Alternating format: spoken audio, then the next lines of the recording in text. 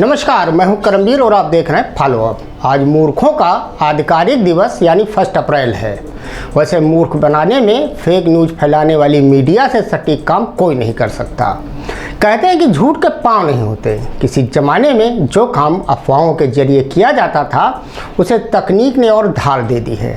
सूचना सही है या झूठी, ये सवाल इन स्थितियों से कोई अहमियत नहीं रखती।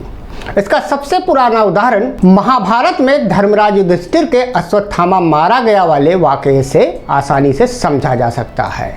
इंटरनेट के युग में बस बदला सिर्फ इतना है कि इसी झूठ अफवाह को व्हाट्सएप यूनिवर्सिटी, सोशल मीडिया के अन्य प्लेटफॉर्म के साथ ही मेन स्ट्रीम मीडिया यानी कि सबसे तेज, नंबर 1, सिर्फ सच यहाँ जैसे झाड़ फानूस टैग वाले न्यूज़ चैनल और नामी गिरामी अखबार इसे अपने लच्छेदार चाशनी में डुबोकर दर्शकों को परोस देते हैं और भक्त बनाम चमचे वाले गैंगवार का शिकार आसानी से आम दर्शक हो जाता है। इसी मुद्दे पर देश के सूचना प्रसारण मंत्री अनुराग ठाकुर ने भी एक बार फिर चिंता जताते हुए फेक न्यूज़ को सबसे खतरनाक वायरस बताया है। हालांकि ठाकुर से पहले भी देश के मुख्य न्यायाधीश जस्टिस DY चंद्रचूड़ भी इस पर चिंता जताते रहे हैं। लेकिन हम नहीं सुधरेंगे वाली लीक पर चलने वाला फेक न्यूज़ का कुनबा पूरी शिद्दत से अपने काम में जुटा रहता है। वैसे इनके इस भागीरथ प्रयास में देश के कुछ नामी गिरामी चैनलों के एंकर भी अपना गिलहरी योगदान देते रहते हैं, जिन्होंने राष्ट्रवाद के चोले से अपने को फुल प्रूफ कर रखा है। खैर, महंगाई, बेरोजगारी और बदहाल स्वास्थ्य तथा शिक्षा व्यवस्था से जूझ रही जनता के लिए या फेक न्यूज़ कुछ पल के लिए एंटरटेनमेंट भी साबित होते हैं। तो कई बार ऐसी झूठी खबरें हिंसा और दंगे तक की शक्ल अख्तियार कर लेती हैं। कई मुद्दों से जूझ रही जनता ऐसे में करे तो क्या करे, किस पर यकीन करे और किस पर नहीं, कान चेक करे या कौवे के पीछे भागे।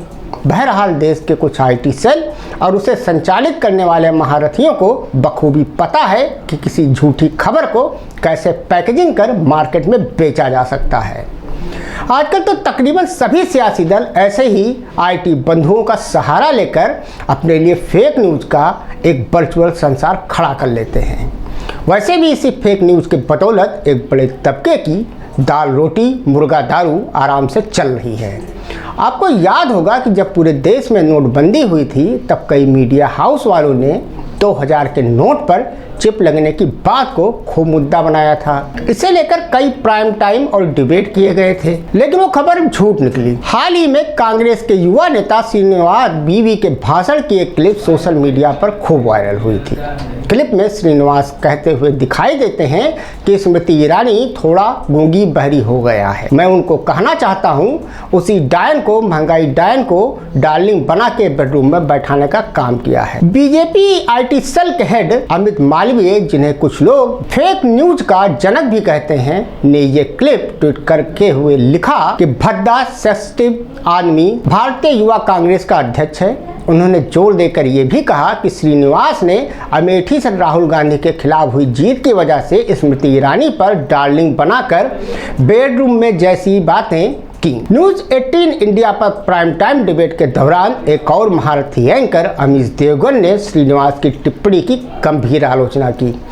वैसे आप में से किसी से नहीं छुपा है कि अमीश देवगन जैसे टीवी एंकर कौन कौन से कारनामे करते रहते हैं। फिर श्रीनिवास ने अपने भाषण से एक लंबी क्लिप ट्वीट की। वायरल वीडियो का लंबा वर्जन देखने पर यह साफ हो जाता है कि सोशल मीडिया पर किए गए दावों से अलग श्रीनिवास ने स्मृति ईरानी को लेकर ऐसा कुछ भी नहीं कहा था।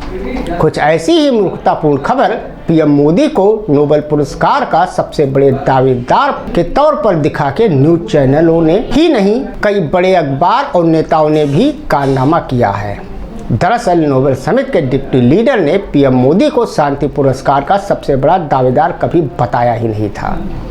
कई मीडिया आउटलेट्स ने रिपोर्ट किया कि नोबेल पुरस्कार समिति के डिप्टी लीडर एस्ले टोजेन, जो उस वक्त भारत में थे, ने प्रधानमंत्री मोदी को नोबेल शांति पुरस्कार का सबसे बड़ा दावेदार और दुनिया में शांति का सबसे विश्वसनीय चेहरा बताया। टाइम्स ऑफ इंडिया ने एक ट्वीट में तब लिखा था कि नोबेल समिति के डिप्टी लीडर एस्ले टोजे ने कहा है कि नोबेल शांति पुरस्कार के लिए मोदी बड़े दावेदार। हालांकि पोल पट्टी खुलने के बाद टाइम्स ऑफ इंडिया ने ट्वीट डिलीट कर दिया। इसी तरह इकोनॉमिक्स टाइम्स ने कई ट्वीट्स में यही दावा किया। अब ये सभी ट्वीट्स डिलीट कर दिए गए हैं। बहती गंगा में हाथ धोने से न चूकते हुए टाइम्स नाउ के एक एंकर ने एशले टोजे का हवाला देते हुए कहा कि 2024 के चुनाव से पहले पीएम मोदी नोबेल शांति पुरस्कार के सबसे बड़े दावेदार होंगे। ये हालात विश्वगुरु मदर ऑफ डेमोक्रेसी यानी महान भारत की मीडिया के हैं। अब आप ऐसे में सोच सकते हैं कि WhatsApp university, social media platform, देश के नामी गिरामी चैनल और बड़े ब्रांड के अखबार कब कैसे और क्या परोस दें आपको पता भी नहीं चलेगा और आपकी थाली में सजा सजाया एक फेक न्यूज का आइटम सामने होगा जिसे आप खाएंगे तो पचा पाएंगे या नहीं इसकी कोई गारंटी नहीं है। मूर्ख दिवस की शुभकामनाओं से धन्यवाद।